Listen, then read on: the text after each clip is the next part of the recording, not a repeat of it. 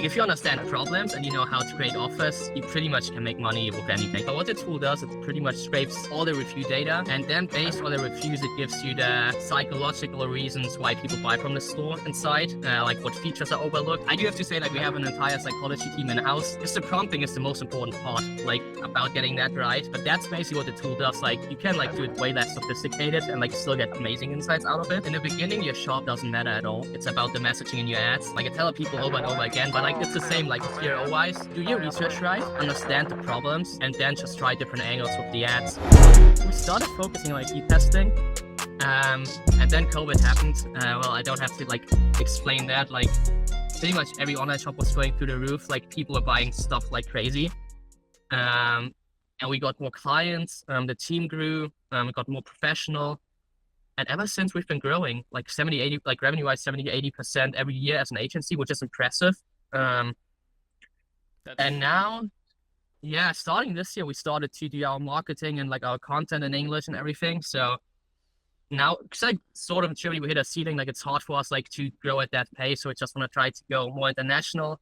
And also the economy in Germany, honestly, is not that good right now. So a lot of the brands are more in how can we cut costs, how can we be more efficient. So it's like way harder getting new clients. So yeah, wow. But that's like the story, very short, compressed into some minutes. Like it's been a crazy journey. Yeah, that is wild. I had no idea. That's so funny with the jeans story, man. And what I think is really cool about that too is how like that store, in a weird way that you probably would have never imagined, led to like meeting that guy that wanted, he's like, that checkout's really cool. Like you guys should help me. So that's amazing. Yeah, it was like the most insane thing. Like we would never have thought about that. And like that would like, because I mean, we were thinking about, okay, how can we get in touch and like, how can we work for people that own bigger stores? But like using the checkout thing back then, like for us, it was like, well, yeah, it's just like easy to do because we taught ourselves how to code back then, like do all these things. So like it wasn't like rocket science. It was like pretty simple coding. But yeah, it was insane that like this small like thing opened us so many doors. But I think that's like in general, like if you look at entrepreneurship, the one thing is like working hard, but the other thing is luck. Like there have been so many like moments in our journey we've just got lucky. Yeah. Like honestly, like you need to accept that like you can show up every single day, but like still have so many things that are out of your control. But if you just keep showing up, keep putting in the work, like you're gonna get lucky one day. That's a good way to put it. Let me ask you this actually, just as a really hot value drop that I just thought about. Back then, like you said, kind of like the magic was being able to edit the checkout.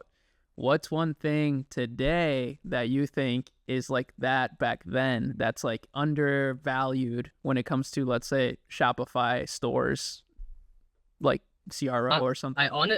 I honestly would say in general, it's just doing customer research and user research. Like if you do user research and if you understand the problems that users have, and maybe read some book, like read Alex Hormozi's 100 million offers, 100 million leads. Like if you understand problems and you know how to create offers, you pretty much can make money with anything. Real quick, if you appreciate these clips and interviews that I put forward for you, then please make sure you use our Shopify link in the description to start your own Shopify business with an exclusive deal. And also make sure you check out akemulab.com for additional resources, free tools, guides, and just a lot of interesting stuff that will help your journey, even some software deals that are exclusive to akemulab.com. So make sure you do that and continue watching the video. That's what I would say. Like all the technical stuff like GPT and like AI, honestly, like if you're not doing like crazy tech stuff, you can like, yeah, like that's also one thing, like coding, in my opinion, developing is gonna like decrease in like the skill set because like it's so easy to do it with that. So the biggest value is getting creative about like, first of all, understanding user and then getting creative how to offer things. It's amazing, I think. Like I love the technology is moving that way. So you have like all the powers like back to creativity, like what you can do in the marketers, because you don't have to be super powerful and like super good at like these skills like coding. Because back when we started in 2019, man, it probably took us like 1.5 or 2 weeks to figure out like how to implement like that code snippet into our own checkout, Yeah. like learning everything. And now it's like, well, you could ask GPT how to do that. So the fundamentals are like more important. So true. That's actually, I love that answer. And like, you're totally right, bro. Like the fundamentals are more important than ever. I see it a lot, even, you know, with the people I talk to, let's say like, I don't know, random interactions. I feel like I can almost tell when people are using ChatGPT for like different conversational things. And I realize so much more like, wow, people who are like witty, like naturally, or like whatever, like it's so valuable these days. Yeah, like it's insane. And it's like it's enabling you to do so many crazy things. Like one value bomb probably is analyzing your data with GPT. Like I mean, like I showed you the tools I think a couple of days ago. So crazy. Yeah, we can do an entire thing on that and like breaking down some stores. But yeah, using GPT to analyze large data sets is insane. I mean, if like then you can teach yourself how to scrape things off the internet. Like that's the other thing, because like you need the data from somewhere. But if you combine scraping and analyzing, you're onto something. Yeah, what was that?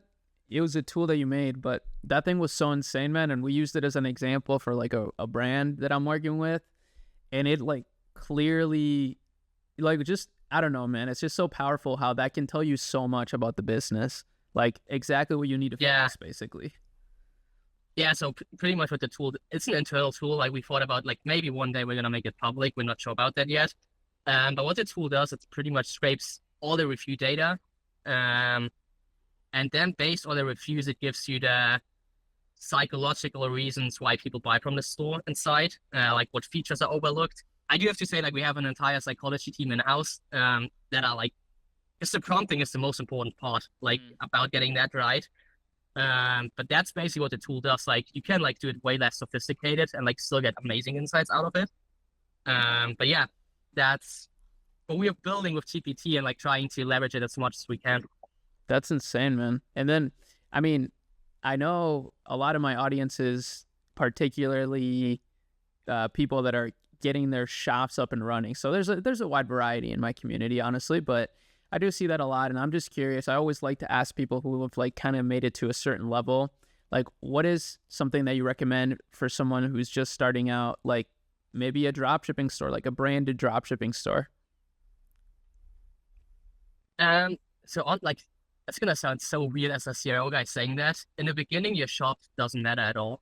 It's about the messaging in your ads. Like I tell people over and over again, but like it's the same like CRO wise. Do your research right, understand the problems, and then just try different angles with the ads. I sort of think it's funny because right now we're launching our own shop like with digital products, and I'm going like through all the phasing, and I'm like, oh man, like I'm falling into all the traps like that you do as a beginner. And like remind yourself, well, in the beginning the shop is just like it needs to work, like it needs to be clear. Like you don't need any fancy things, just like show the product. If you sell fashion products, like help them find the right size and stuff like that, just like the no-brainer stuff. But then focus on the ads, the marketing. I'd say like before you hit 150, 200K a month,